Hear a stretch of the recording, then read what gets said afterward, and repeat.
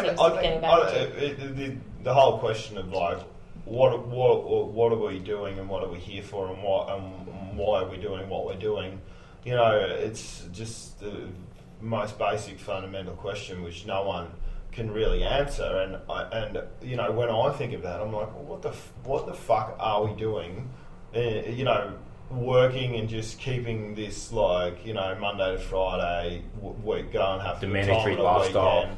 Like, you know what I mean? Is this what we're striving for? Is this the best that we can get to? Well, you know, I think that so far, obviously, so far, the system that we've got now is the best that we've been able to develop, which has been able to maximise the most amount of people's happiness. And that is absolutely true. So it's not fair to just pay it out and just go, it's been shit. Like, we absolutely need some way to be able to order ourselves and live amongst another, because we need to have some way to do that. And at the moment we're using what we're doing now, and the reason, yes, it definitely needs a bit of, you know, reformatting and a bit of a look back at and reassessing what we're actually doing here, but those things... But are we going are we on the track, sorry, I just can't create the words to what I'm trying to say, are we on the track of where we want to go and what we want to do? Like, you know, you can throw words out there like peace, love, harmony, fucking, you know, but you know, Is this the reason why the human race is here in the big scheme of things? Peace, love, and harmony. No. Is this the reason why are we going down the right road? Well, you know what I mean? And with what we're doing now, is it going to be the right road for the future? Well, I think. Do you mean like as in the right road for experiencing as the maximum amount of love and peace and harmony as possible? Yeah. But that's assuming that love, peace, and harmony is what people want. Like, obviously, I think that's what most people want, because it feels the best, and I think it would feel the best for every human being. So, are we going to just assume that's our goal? Yep. Is that our goal? Well, is it? Yeah. Well, let's see. I don't know. You tell me. But that's the thing. I mean, I always sort of... I remember asking myself that sort of question when I was younger. Like, is it better to have, like, a lot of shit things happen and a lot of awesome things happen, or just mediocre generally? And I chose at a very early age, I remember swearing to myself, I want a life with huge ups and huge downs. Like, I want to experience a massive roller coaster. And is that sort of then what life is about? I'm not saying that's the correct answer. I mean, correct choice to make. I just mean, is the answer then perhaps is the experiences? And there is no such thing as good or bad. There is no such thing as a good or bad experience. It's just you need to experience as much as you possibly can. And the thing that tells us to what's then is that thing inside us that tells us we want to have good experiences. Why is love and peace and harmony? Why does it feel so good? Why does it feel so good to be around others in a loving way rather than a hating way? Is that because that's our natural state? Like, I think a lot of spiritual beings would say that love is our neutral state. Love is where we feel most comfortable, and that's why we always strive for that. Well, it's not that love is good. Fun. It's fun. It feels good to us. It's fun. We like it. Well, it feels good. So we want to get back there as much as we can. More, it feels comfortable. More of that, less of the bad Yeah, exactly. stuff. And that's fine. And that's obviously, for some reason, love is a very natural place for us to be, as if we're made from it. You know what I'm saying? Yeah. That's our true nature. So how do we get out of this mess? Are we in a mess? Well, okay, so we've got the obvious... Let's pretend we're in a mess. Let's pretend we're in a bit of a... Possibility, climate change is going to fuck the world, nuclear fucking war, all this stuff is quite possible and quite, acceptable. How do we get out of this mess? Well, have we got everybody's intentions aiming for love and peace? I don't think we do, because people who sell weapons are not wanting peace. They actually don't want that. That's not their intention, and when you don't have you know what your intention does to... So we'll do mushrooms? Is that where we're going? Well, a good start. This will be a good start. It sounds like we need to get people back to connecting with a bit more of a different desire, whether that be a truer desire or not, but the desire of love and peace. And I think people have forgotten that they even want that, because they're so far from connecting with that internal being, and they're so blinded by what's going on around them in the physical world, which tell them to do other things and have other desires. So I think obviously the first step is connecting people to a truer person, or at least getting to reflect in it. So we got I suppose where we're going, we've got a very physical reality at the moment. We've got a very physical, materialistic reality, which the economic system keeps churning out, and that's what the economic system is good for. It's good for, you know, making big cities and fucking, Gets results. Yeah, it gets It results. really does. You know? Definitely, Yeah. it's Yeah, efficient. definitely. We have to make sure we keep using efficiency when we live together, because that's going to create a lot of good things. But what we're missing out on, a lot of people, you know, the everyday person down the street, they wouldn't even have this in their brain, is that a lot of our, from Aboriginals, from whoever the fuck, like a lot of Indigenous populations, the spiritual world, you know, was a big part of life. Oh yeah. Massive part of life. And that might even be the disconnect that we all think, you know, to fix any problem, you go back to the source. And back to the source might be like, well, everyone might be wandering around now doing all this and going, well, you know, we want to fucking wage war, we want to fucking do all this stuff because we've actually forgotten who we truly That's are. what I mean, like our true nature. We're disconnected from our true nature. What we're actually meant to be doing, because we've got this big fucking paradigm, big establishment rolling around and fucking, you know, everyone's doing their bit and then everyone, but they've got holes in their life, they've got gaps, and they're like, well, what the fuck is, you know, wrong? I'll just buy some shit and I'll just fucking go and I'll fill it that way and I'll just consume and get a big house and a big car and fucking all. Ideally for me, it'd just be sort of like have the lifestyle of both, of this and that, you know what I mean? Keep the good. Balance Just, of balance of both. Yeah, like, you know, so like, I don't know if we're supposed to have, like, we're meant to, or that's our true nature. Who's to state that is our true nature, you know what I mean? Yeah. So it just comes down to human evolution, but like, for me, I'd love to be able to, like, you know, astroplane into these other realms, plus, like, you know, be living in a place where there's, like, you know, not all this bullshit fucking ego business orientated lifestyle. Yeah. So, like, you know, where it just comes down to like let's blow the stock market up. Let's just get that out of the way. Yeah. We don't, that's not necessary. for shit would turn anyone's- ugly so quick. Yeah.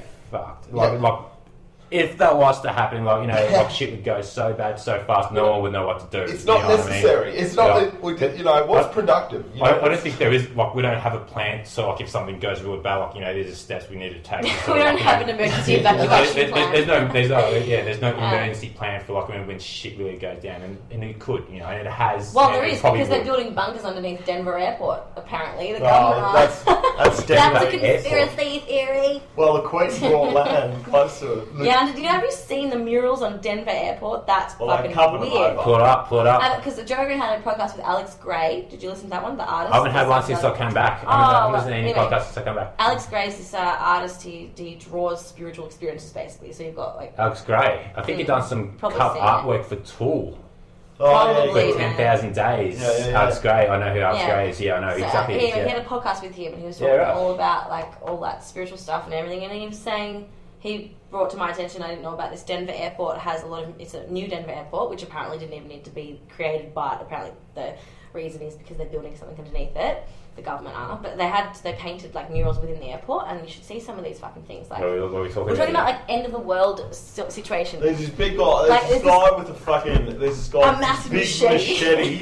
Like about to fucking like just cut in half all these kids. There's babies all crying, these babies and mums kids. crying. And he's got this big fucking gas mask on, and he's this big guy with this big, dressed in like Middle Eastern clothing, about to slash all these women and children. And all these women and children are bent over, coughing, like fucking spluttering. And there's this massive conspiracy that Denver didn't need a second airport. It doesn't even get used that much. And it's the size of like the Vatican City. It's a massive airport. Like it's this, and there's all this construction going on underground. And then there's all these famous people like Royal's family, like the Queen of the Queen of England, that have actually brought land near the airport. Like, you know, and it's all fucked up, man. It's really strange. You know? I don't even want to think about it because I'll never figure it out. What the fuck? What? I know. That That's is. what I I was talking about. Well, this bloke here. Yeah, this bloke here. Hello, look at him. Look at him. He's no, that's not the whole thing. No, that's some Nazi SS shit with a sword. Yeah. This. Look at this, man. Look at the fucking mums of the babies crying. No. Mums and the babies crying. Everyone's fucking. Yeah, right. And they've got these. Well, Alex Gray would say that these two buildings are the two towers. Yeah. This is the symbol of what is it? The shock troopers. I don't know what the symbol of. I really don't know. Is it the Arabs? Power. I don't mean to make them the cause of anything wrong, but I'm just saying that that's a symbol of whatever does that. His knife comes around, it turns bad, it cuts the Twin Towers and you know whatever. And he explained it quite interestingly, but basically it's pretty fucking weird. But that is on the on the main wall. The knife and that is a. That was on the main wall. At an airport. At this airport. What? And that's a fact. That's not a conspiracy. Yeah, it's that's cool. It actually happened, but then there was too much talking about it, so they got rid of it. They covered it over. Okay. Yeah, and then they've gone into all this construction happening underground there and all this sort of fucked up shit, and you're like, they reckon they're building a bunker under there. Oh, well, we'll find out in 15, 14 days.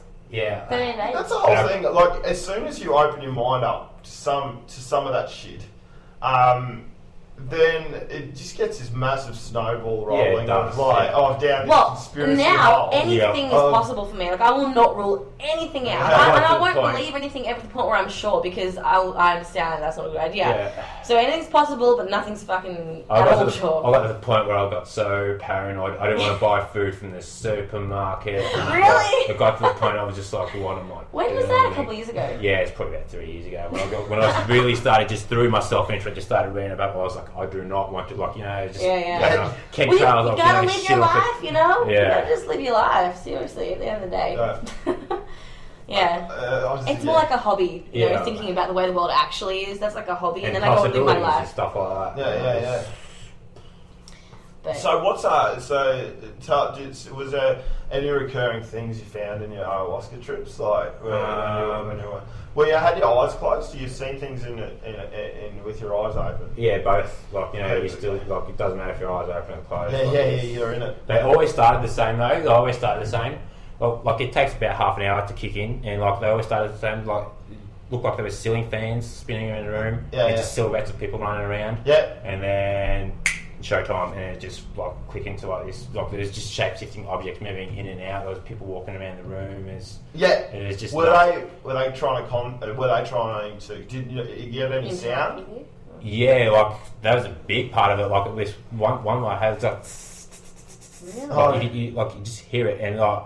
When Ron, like the person I drank it with, like, you know, he plays like instruments and stuff like that during the ceremony. He's got like one of those brass bowls where you hit it and it like vibrates different frequencies, sort of like correlating to your chakras and stuff like that. Yeah. But anyway, like he hits that and it's got just this blinding, like this deafening sound, and it just like rings for ages and ages. And he's just got this 4-string instrument, I forget what it's called, and he'll pluck a note and it'll just go like wah, wah, wah, wah, wah, wah, yeah. Holy shit, that would. Like, again, go, wah, wah, wah, wah, wah. And like, you know, you sleep in the ceremony room. I wake up the next day, I pick up this instrument, I just pluck a note, it just goes ding. I pluck it again, it just goes ding. I'm just going, what the fuck? And that's like really start to sink in, you know what I mean? Like, I'm picking up different frequencies, or the frequencies like that I already have, like, you know, they've picked up, they've just like opened up, and I can sort of like receive more, you know. But isn't it cool how like your sound and your vision match each other when you let your brain be free and loose like that? Like, you know, I remember coming back home after a big weekend on LSD once or twice. We'd listen to Frisky Radio, which is like the most amazing, beautifully harmonic music, and like it's just perfect, you know. And you sort of look at the roof or look at something that moves, or even look at your eyelids, and you just let your mind not think, and you let the music guide your thoughts and your vision, and it's like beautiful. Like, you can see that the music has a vision to it as well. And I think in ayahuasca, I guess that's what he's trying to spark, isn't he? Like with the sounds. Just with these songs and stuff like that. Sometimes when I listen to classical stuff, like I've had, like, just even my car, just some of these radio stations, I've had to pull over because like it was just, I had to stop and just listen and close my eyes, like, just listen to some of this stuff, like my brain is projecting images to like correlating to the music. Really? You know what I mean? Wow. Yeah, that's good. That's awesome. Man. That's cool. See, that's a brain capacity that I think obviously everyone's capable of anything like that, but like you can probably just, once you're open to it, people don't understand. Like, let it come we go, you can go on a holiday in the world, around the world somewhere, or you can just go on a holiday in your brain. Like, like there is some shit your brain can do that is fucking amazing. Well, your imagination, for starters, when you're a kid, you know, your imagination is how you have a good time, isn't it? Yeah, definitely. Yeah. And daydreaming's pretty fun. I haven't really done what you guys have done in that regard, but like, you know, daydreaming is good. Yeah. Sometimes. Well, it all just started ticking over for me when after I had my near death. Well, it wasn't near death. You died? I died. Yeah. Then I came back to life. So, Really? Yeah. I did. So, then